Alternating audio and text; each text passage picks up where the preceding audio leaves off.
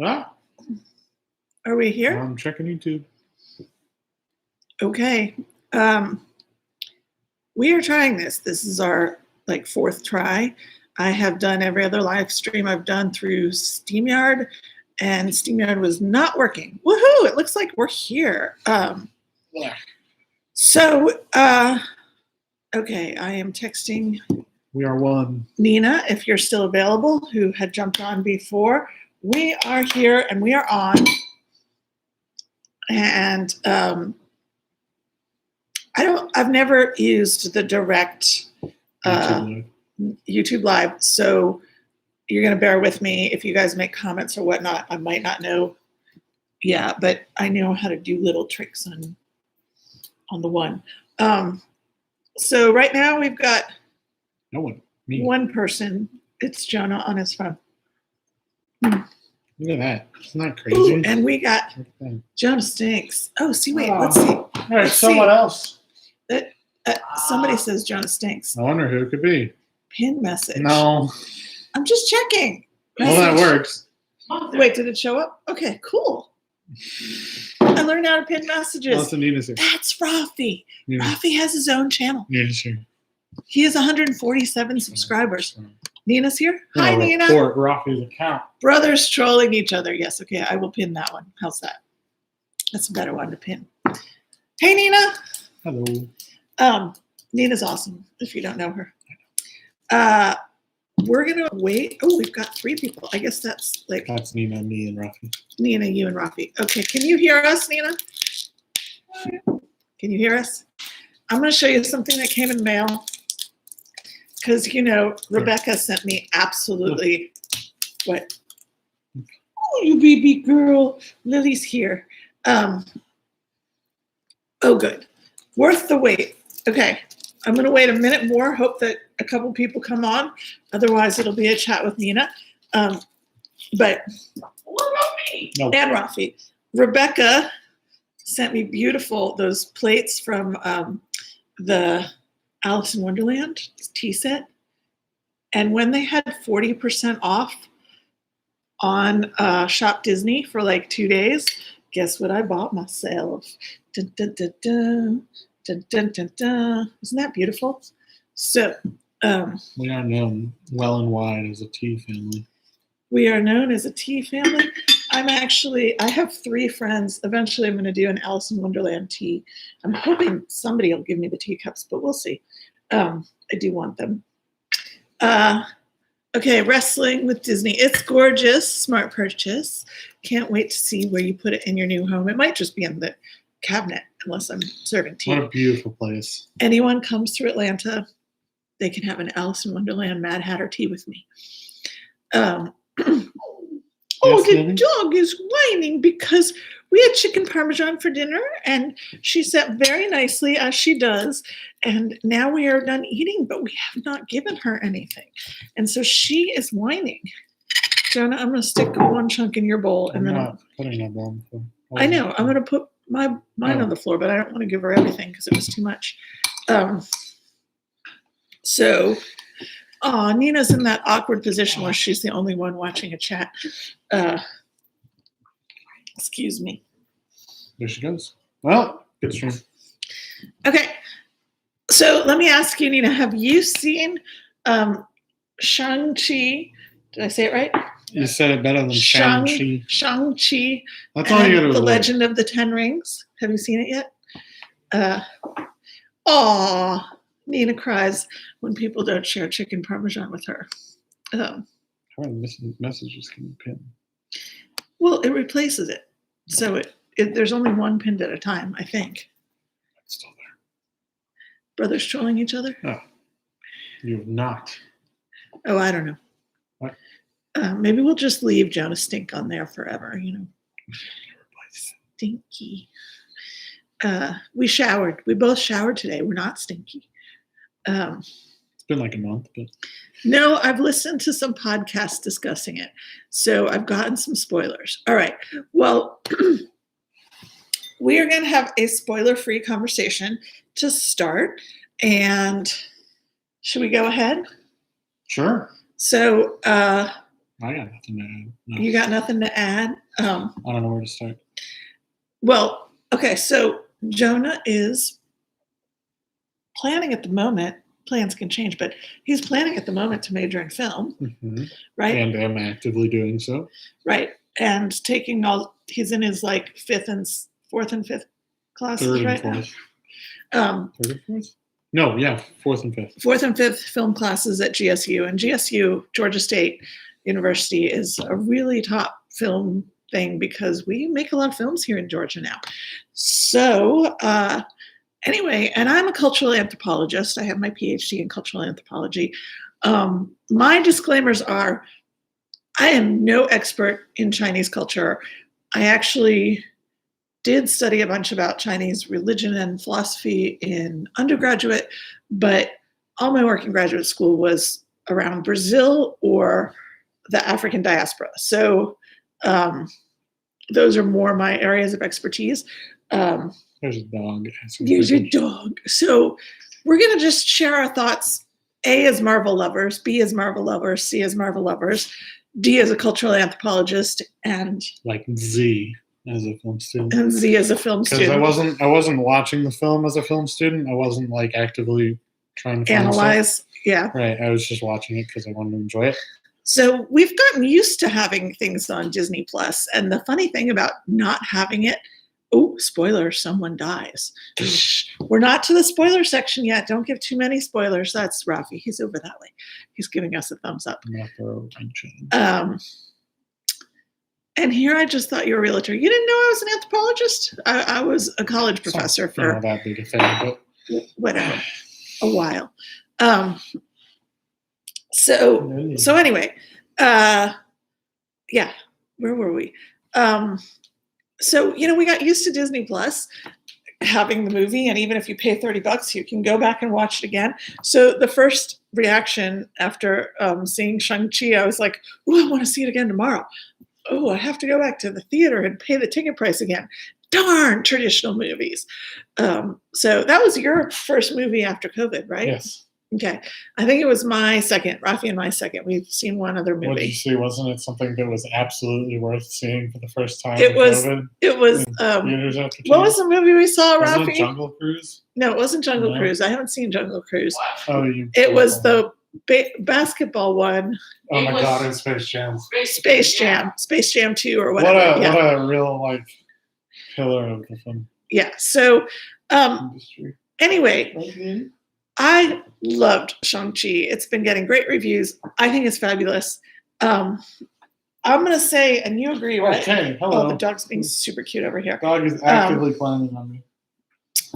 She knows she hasn't gotten your bowl yet. That's why. Yeah, exactly. Infinity War and Endgame, I always forget which one's first. Infinity War. And Endgame is the Endgame. Yeah, right. I mean, those Marvel movies Infinity War now are their own things. Oh, Lauren's here. Hi, Lauren. I'm so glad you're here. Lauren, have you seen Shang-Chi yet? That's a good question. So, Infinity War and Endgame, those are like epic movies. They're epic. And you can't compare any other movie in the Marvel Universe to them because they're so epic. But other than them, certainly my favorite standalone Marvel movie is by far Black Panther. I love Black Panther. It is still Black Panther. Shang-Chi does not surpass Black Panther, but to me, it comes second. So this is now my second favorite. Oh, Lauren saw it 3 times. Way to go, Lauren.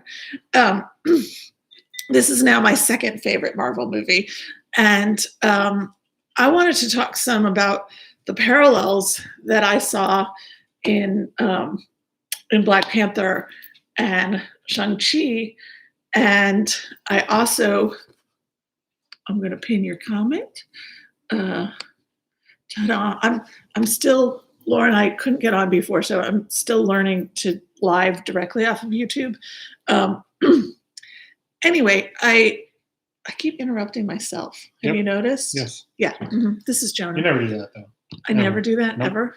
All right, so let's talk about it with no spoilers for a minute, and then we'll get into all the spoilers, right? Mm-hmm. So, it's a beautiful movie, right? Isn't it a beautiful movie? Mm-hmm. It's a whole new, like Black Panther, it's a whole new Marvel character that we have not seen in the MCU yet, but exists in the comics. We saw Black Panther in the MCU. Okay, but like, you know. But he was a big part of. Okay, yeah, you're right. There was the whole scene when his dad died, but there was the whole scene where he was in the entire movie the whole time. No, he was in the movie the whole time for Civil War. For Civil War? Yeah. Okay. It's still okay. He's not one of the core Avengers. This is like a new person, right? And you get to know their backstory, and you get to know who they are. And he's almost a bad guy in Civil War. They're like actively fighting against him. So and both of them are sort of smaller characters out of the comics, right? And I am in no way a Marvel comic expert at all. So yeah, I have no idea. Take that off the table. But you know, the other thing is clearly these are like culturally rooted movies, right? And so obviously Black Panther in the mythical country of Wakanda, which many Americans now believe Wakanda is actually an African nation.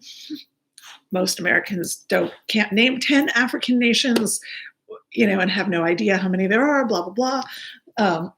So I won't even start with that, but like, you know, the problematic nature of Pan-African, like as if Africa were a country, but, you know, and then Shang-Chi is very much rooted in Chinese culture. And Lily, would you stop whining? It's rooted in China, right? So it's I mean, you've got San Francisco, which is, you know, the American capital of the American. Of the America? It's the Chinese American capital of America, right? Sort of the way Miami is the Latin American capital of America. It is. I believe you. Okay, so you've got San Francisco and you've got Macau and you've got mainland China in the movie, and it's not Pan-Asian, and they even make some reference to it not being Korean at one point. What's the I don't know. One character is like, I'm not Korean. You're an idiot. What's the dance move that they were like, the Korean dance move? They were referencing Gangnam Style. Gangnam Style, right? And he's like, I'm not Korean, you dummy.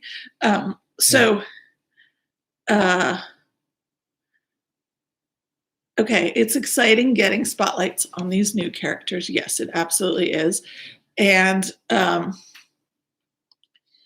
it's an African nation, Wakanda, ha ha ha. So, you know, and in both movies, okay, this is not quite a spoiler yet, right? We will get to spoilers, but basically, you know, the cast of Black Panther is like almost all Black, right? It's all African or African American.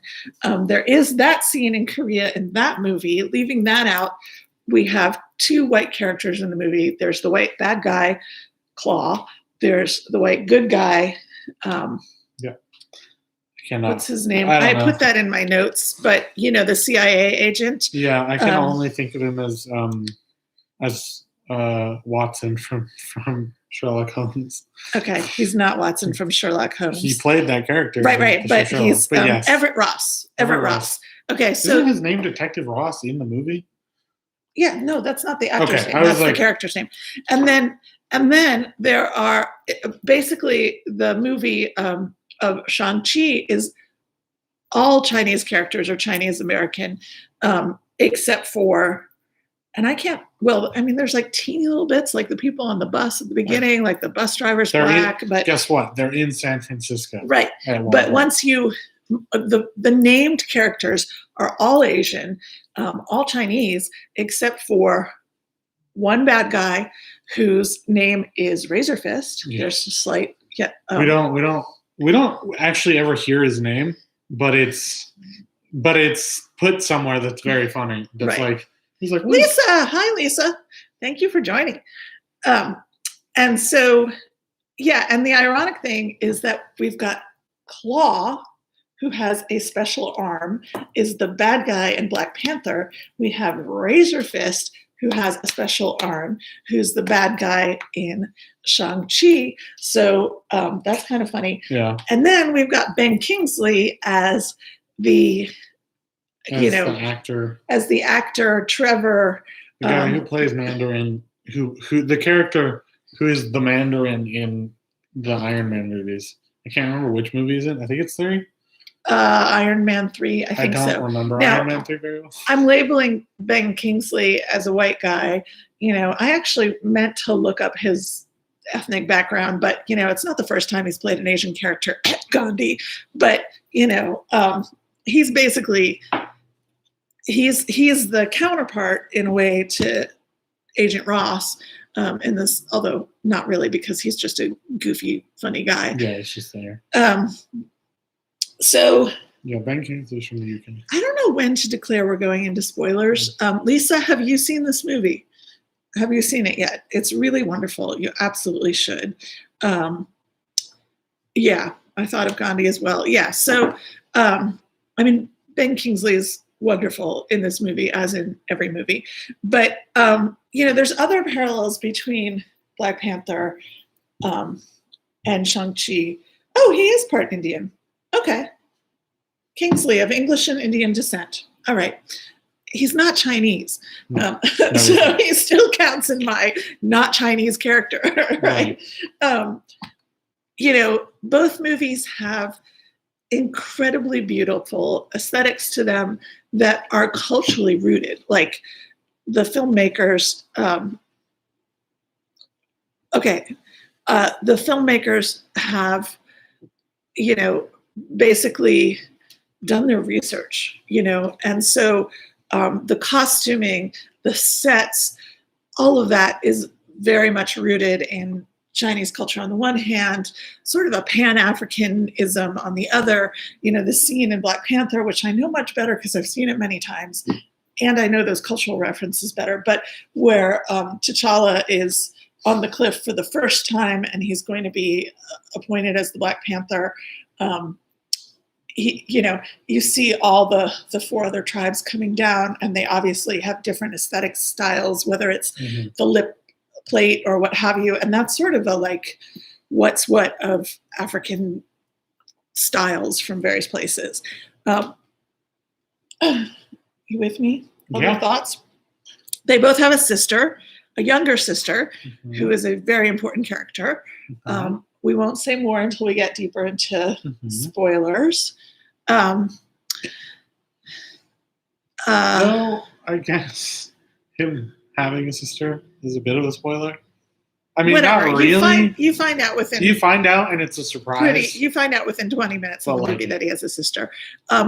Both places, and this is maybe a little more spoiler, but not much, is there's like a mythic land that has kind of spiritual protection and is not known from the outside world. I just thought of something, sorry. Right? So Wakanda, on the one hand, it's known, but it's not understood for what it is. And then Tilo, is that what it's called? Tola, I think. Tilo, Tola. Help us out. I'm gonna look it up. Do you guys have questions as we're going along, or thoughts? Tola. What? Tola. Tolau. Anyway, that is the home of Shang-Chi's mother, and that's a mythic place. Commonalities. Any idea if these commonalities exist within the comic origin or story development for the films? I know that Shuri's in the comics. I know that. The characters are in the comics. I have no idea otherwise. Although I think Razor Fist doesn't necessarily appear with Shang-Chi. He just was sort of put with him. He's also not that important. Razor Fist is literally just he's the head bad guy. He's like the bad guy's right-hand man. He's just the best fighter out of the bad guy army. So Lauren, who's Castles, Capes, and Clones, he knows the comics quite a bit. And he said not within the comic origin, at least, Nina. So my understanding of both, I know it's true for Shang-Chi, I think it's true for Black Panther, is that the films really shifted a lot of the origin story, and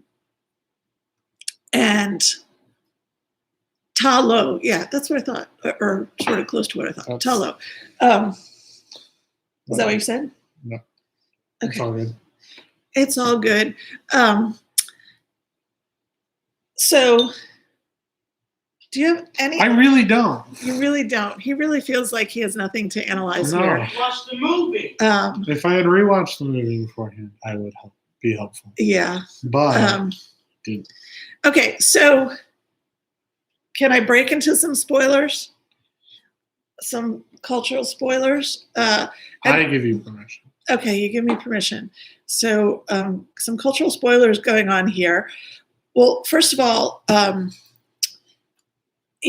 there's so Shang-Chi's mom, she is the guardian of Right. Yeah. Ta Lo. Sorry,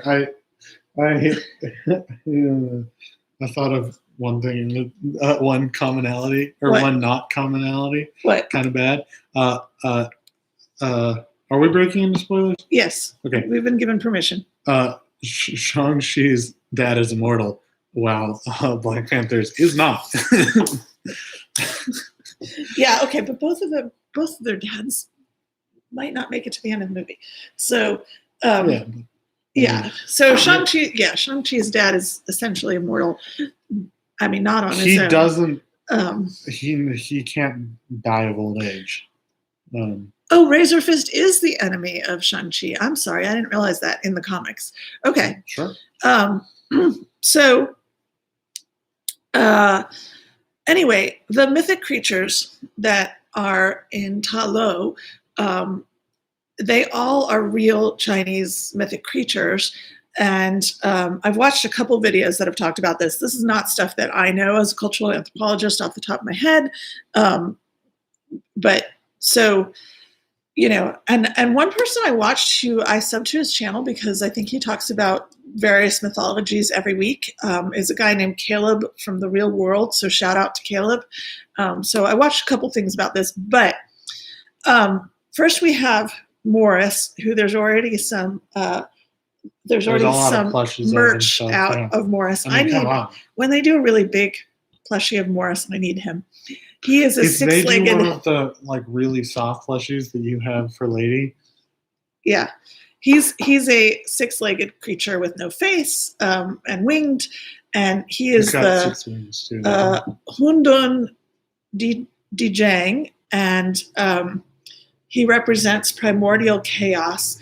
And this is where I am jumping in with my remembrances from studying Chinese philosophy and religion. That paradox. The notion of paradox is a super important concept in a lot of Chinese philosophy. And so there's the paradox of primordial chaos is embodied in cute little Morris, that he has no eyes but can see, he has no ears but can hear, et cetera, et cetera. He has no mouth but he can speak. He can communicate. He communicates with Ben Kingsley, which is adorable. Which is adorable, and the only reason he's in the movie. Right. And so then there's the Firebirds, which are the vermilion bird in Chinese mythology, and I don't have much to say about them.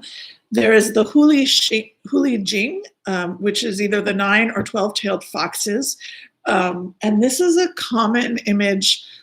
We have them in Pokemon too, right? But it's a common. A lot of Asian countries, like there's a Japanese version of the multiple-tailed fox, but they're supposed to be shapeshifters, and so they live in Ta Lo too. There's the great big Kui Lin, which is the dragon face and horse body, and I was thinking of Pokemon myself. Yep. Yeah. Oh, you bought a stuffed Morris? Is it cuddly, Lauren? I need to know. Very important. Very important, yes. Crucial even. What? You want some water? Okay. So anyway, the big horse with the dragon face is supposed to be a creature that appears to those who will be powerful or great leaders. And also appeared to Confucius's mother before he was born, supposedly in Chinese mythology. That's really important. We're going to get into Confucianism at just a teeny bit, or sort of how this movie is rooted in it in a minute. The guardian lion, which is the one that we all know from like every library in the world, with the, you know, the lion that has sort of the dragony face on it. I'm dumb. I thought that's what you were talking about with the horse, and then I remembered there is the horse is in the movie, but it's for like 20 seconds, so I forgot about it. The horse is at the beginning, but then there's the giant lion with the kind of, it's almost like a dog face. It's like, the horse is right as they entered. Well, it's the beginning of Talo. Okay. And then that the dog lion, or whatever it is, the guardian lion, actually fights with them when they have to fight. And so it is a guardian, indeed. So, and then there is, of course, the dragon, and it's a very Chinese-looking dragon, meaning it's long and thin with legs, but well, it flies, but it's not the European image of a dragon at all, and it's in the lake to begin with, right? So, you know, the Chinese dragon is understood to be always linked to water and having a lot of power of water. So, you know, so that's kind of interesting.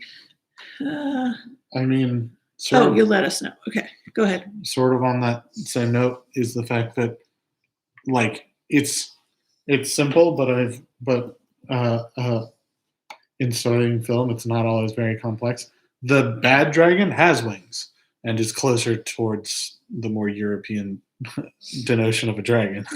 Like, it's very clearly very different, and very evil.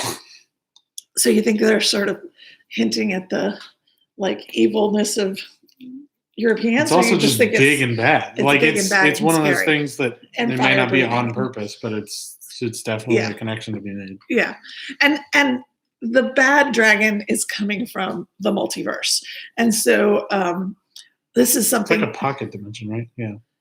Well, I mean, it's coming from another universe, and you get the impression that Tylo, I think they even said like Tylo bridges Earth and another universe, and so we're in. It's not called Generation 4. What are you calling it? The MCU 4. It's called Phase 4, right? Phase 4. Everything's about the multiverse, right? So that's one big difference between Black Panther. You know, at Black Panther, Wakanda is this mythical place, and it's got powers, etc. But they're all based. They're all from Earth. This universe, and they're literally the powers literally come from the Earth because it's a special mineral. They have a lot of. Right, and so, and even if vibranium is not originally from Earth, it's still of the Earth, you know, or of this universe. And they talk about that it's not from, you know, it was an asteroid. Mm-hmm. And so, I mean, there's other comparisons. Do you guys have questions or thoughts, or is this, we're just chattering away? Are y'all good there? So here's what strikes me. I mean, okay, I won't get to the core point yet, but so both have a younger sister. Both are grappling with their parents in a way. Both are grappling with what it means to carry the mantle of the power leadership, that they're being given. Right? You know,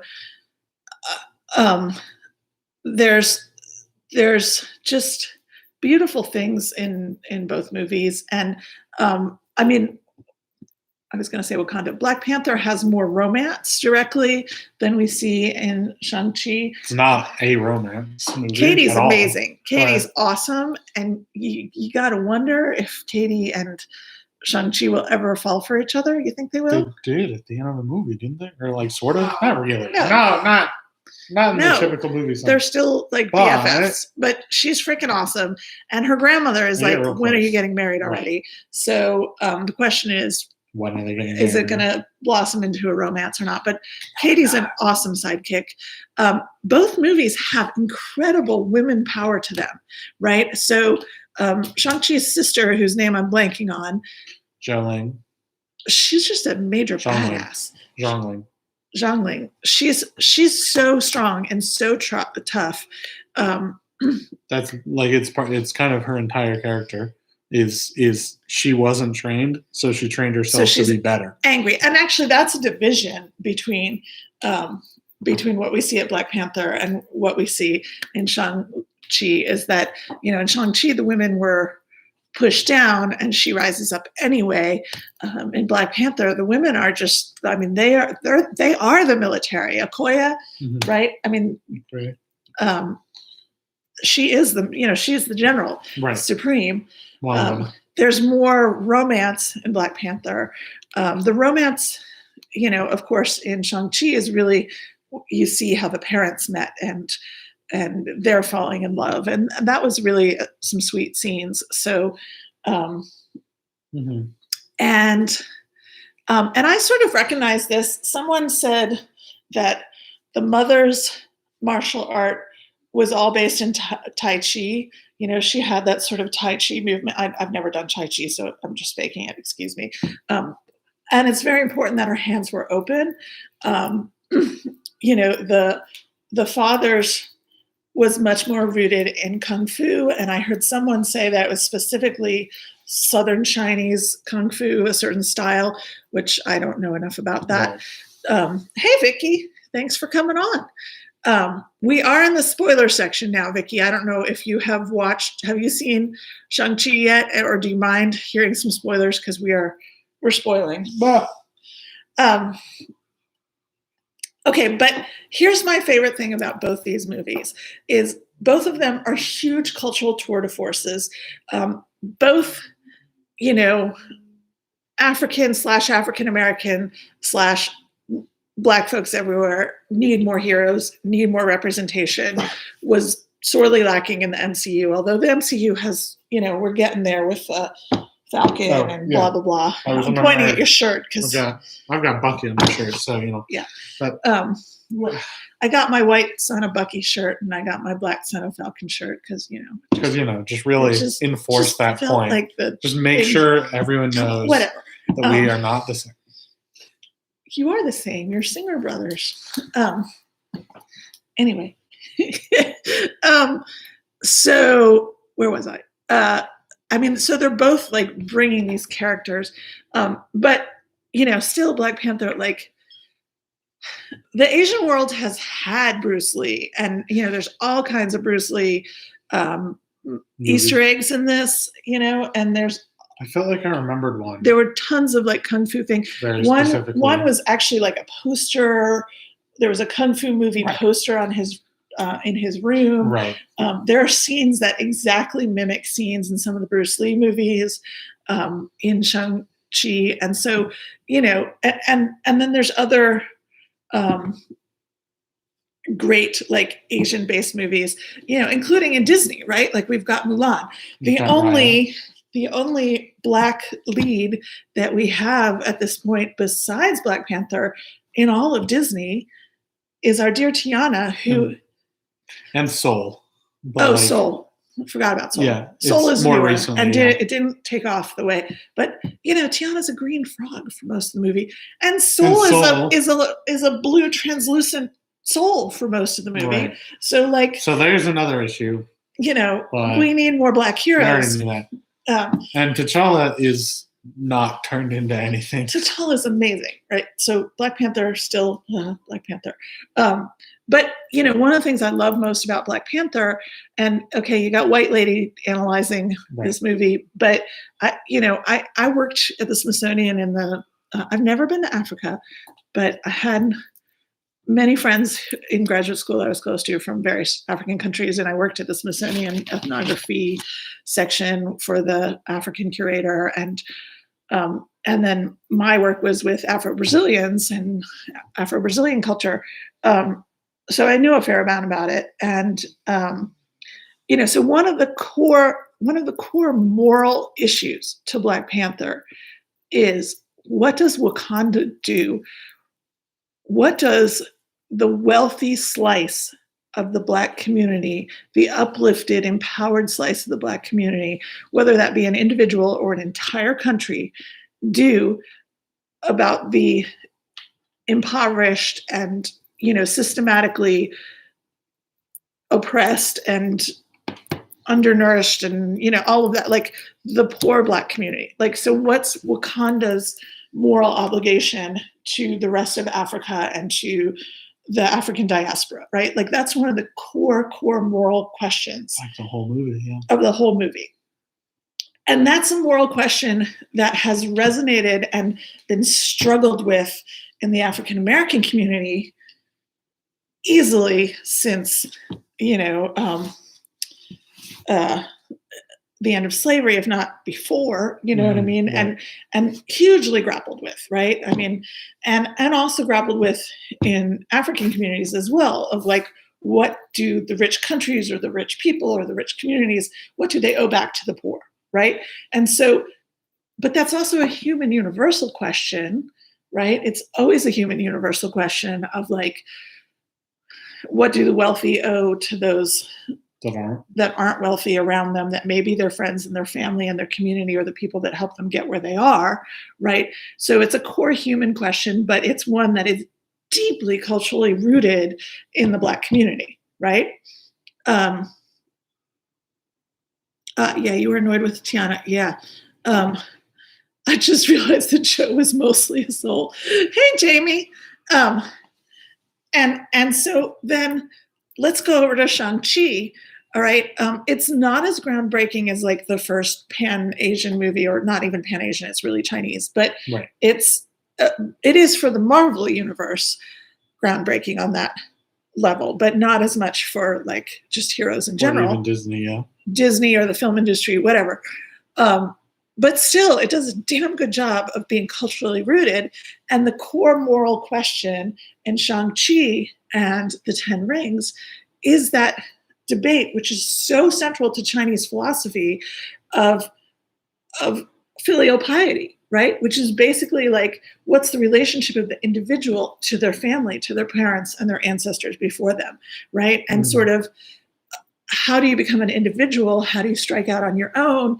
Do you even have a right to strike out on your own? Or do you just have, pure filial piety? And then what do you do with your sense of obligation and allegiance and loyalty to your family should one of your family members turn out to be evil or taking the wrong path? Those are like deep moral questions in Confucianism particularly, but things that Chinese culture has struggled with. And I'm talking about like in China, Chinese culture, but then once you pull that over to America, it's even like, yeah, I mean, we see that in the movie, is that it is specifically, especially once they go to America, because the grandmother isn't the grandmother from continental, from like, where am I? Where? She's from China. She's from China. From mainland China. Thank you. From mainland China, and she her immediate daughter, Shang-Chi's or Katie's mother, and then Katie, and it keeps getting diluted as they're still in America, and then there's that the respect for the. Right. I'm really just losing it. You're sitting in the grandfather's seat, right? So the dead grandfather still has a seat at the table, right? In Katie's family, and and so it's this question of what is the relationship of the individual to the parents, and how much loyalty is there, and how much loyalty they do very much like. I can't talk, but they like mention that, like, the grandmother mentions that Katie and Sean or Shang-Chi should get married. Think her practices of respecting her ancestors and the immediately dead is ridiculous, because she's like, because at one point, I mean, it's played for laughs, but at one point she's like, I left the whole bottle of whiskey on his grave. He's absolutely going to be in it. Like, and the next day the whiskey was gone. So that was a funny line. Yeah, and I mean, we see that. I'm not saying that's not part of African culture, because it absolutely is the whole thing of pouring libations for the ancestors, right. Blah, blah, blah. And that's in Black Panther. as well, it's in Black Panther when he goes into trance and he meets his father and as a panther and all the panthers in the trees and all the ancestors. So like both cultures, and I'm grossly, clumping cultures together, but both cultures have strong concepts of the ancestors and connection to the ancestors on a spiritual level that goes way back and has nothing to do with God per se, but it's like its own thing that's really important. But I would say that for Asian cultures in general, it's become a pretty big stereotype of like a stereotype that's not specifically untrue, but it's like it's I don't know what I'm saying. But do you get what I'm saying? Yeah, I mean, if you read Confucius, like it's all about obeying your parents and your elders, your father specifically, right? And so, so it's these questions. Both of them are addressing issues that are human universals in terms of the appeal and the struggle that each of us may grapple with some of these questions, right? I mean, if you're not wealthy at all, then you'll never grapple with what do I do now that I'm wealthy question. But it's still, but they're questions that are sort of moral quandaries within those communities. And so to me, that it's so awesome because it makes the movies universally appealing and yet culturally rooted at the same time. Mm-hmm. Right? Yes. You guys with me? Are they with me? Hello? What do you guys think of this? No. We've got 4 people on, which might be. Nope. Are you still on? Nope. Okay. 1, 2, 3. Anybody there? Nope. No one's there. No one's there. No one has thoughts. Oh, please watch on the replay. There you go. You got one. I totally agree with you. I mean, there is, awesome. a delay. So. Okay. I don't know how long. Thank you, Lauren. There you are. Nice. Delay. Yeah, I mean, it's just, these are awesome movies, right? And it's really kind of cool to imagine, like. I'm sorry, Yeah? Yeah, I remembered a very, very good video that came out after Black Panther. Well, I'll show you later. Okay, well, these are awesome movies, and it's going to be interesting as Phase 4 goes on to see sort of how all these cultures connect. Oh, Lisa, you're still there. Awesome.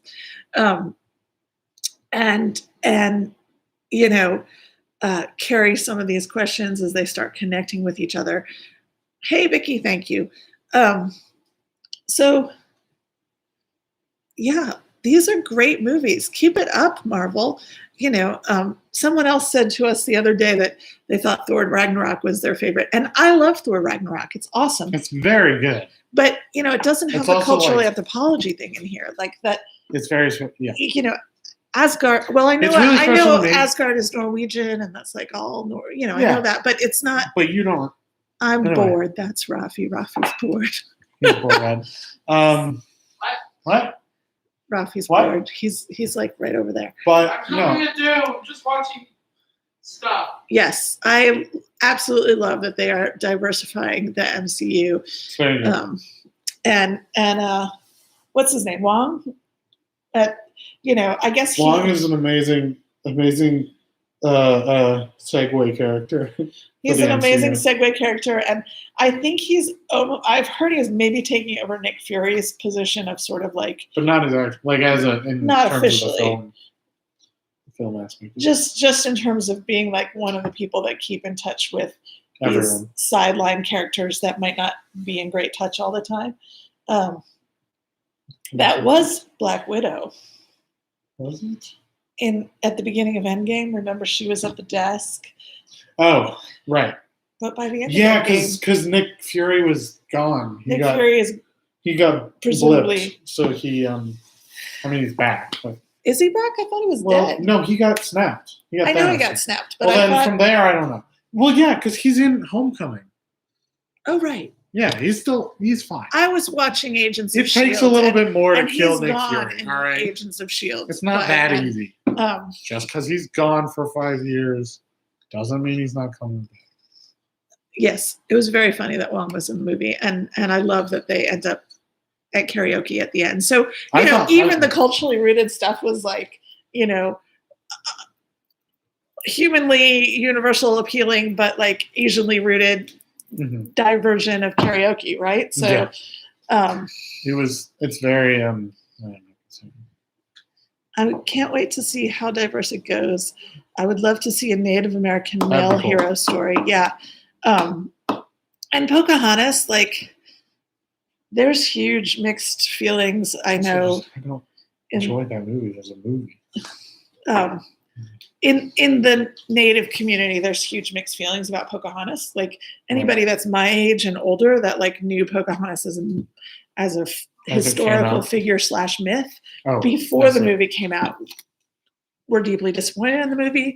But the people like who were children when it came out, especially I think in the Native community, were like so excited to see someone on screen that they could connect to. So, and that's again, representation. Representation is important, but Red Wolf. I don't know Red Wolf. That sounds very cool. I don't know. Is that must be a Native American guy? Maybe. Sorry. Representation is good, and it's good to have a very baseline, but you need to get better than Pocahontas. Like you need to start somewhere, but then you need to get better. Well, and you need to stop having your black characters turn blue or green. You need to just have them be black characters. And guess what? Then there's that spy movie, which I don't think was Disney. No, it wasn't. Where the spy, pigeon spy movie. It is Disney, but it's Pixar. Oh. Yeah. I mean, it's whatever. It's got Tom Holland. I almost said okay. Well, he's in the movie. Black guy turns into a pigeon, right? So, what is this? It's a trend that is pretty. At least T'Challa turns into a Black Panther only for a bit of the movie. He doesn't even though. Like he's still himself. Yeah, you're right. Actually, he doesn't actually turn into a big panther. Very stereotypical, but they've been working to give him cultural accuracy. Right. Yeah. And I think Marvel's getting better at that. It would be nice if Disney as a whole were, but and this is one of the really cool things about Marvel. Like we don't see any of this in Star Wars because Star Wars is like out there, right? Right. Star Wars can have an all-white cast and just be like, well, they're not humans. So well, they had Finn, and there was so much damn pushback against Finn. Right, but they're not humans. And Lando's getting his own show. I think it's a show. I think Lando's getting a show, not a movie. Is it? It's not. Is it young Lando? Probably. I think so. Yeah. That would make sense. I'm gonna be Lily girl. Our dog is right here. Yeah, I will definitely look up Red Wolf, and that'll be interesting. The Pocahontas stuff is. I mean, I think her story, not to speak for Native peoples, but what I've heard from Native folks is, and what I've read, her story is so problematic in a way. Like, is she really a heroine, or what do you call it when there's like a inverted heroine? Here, show the camera. I looked up Red Wolf, and this is what I got. I don't know if that's terrible. Yeah, but that's pretty cool. I mean, yes. He'd be a good character. Yeah. So I am super stoked for Black Panther 2. And any other thoughts that you guys want to share before we wrap it up? Thank you for being on here for so long. We've got a black wolf here. She's a dog. She's a dog. Hello. Yes, Lily. She is wanting our attention very bad. So that's him at the beginning when he was really stereotyped. Yeah, it's pretty. I was gonna say it's pretty stereotypical. Yeah. Yeah. But yeah. I mean, at least he doesn't have the big feathers, but hey. But they replaced that with a wolf's head because his name is Red Wolf. I bet you if his whole thing was a bird, he had a lot of feathers. Eagle Man. Eagle. Thank you, Lauren. I've enjoyed having you. Thank you, Lisa. Thank you, Vicky. I don't know if Nina's still here. Thank you, Nina. Hope I didn't miss anybody. But super appreciate everyone coming on. In the comments. Definitely, if you have not seen it yet, please go see it. And enjoy it. This movie deserves to be big. Oh, thank you, Rafi. Unlucky E2. If anyone wants to see a super cool train simulator YouTube channel that belongs to my younger son, Rafi, go check out the Unlucky E2. It's okay. Please do. I'm right. lonely. All right. Thank you all so much. Love to hear your thoughts. If you're watching the replay, please like and comment below so we know you're here. See y'all real soon. Bye. And then we're going to spend 5 seconds ending the stream. Right. Technical difficulties. Ah! It's still not over. Oh, Lord. Well,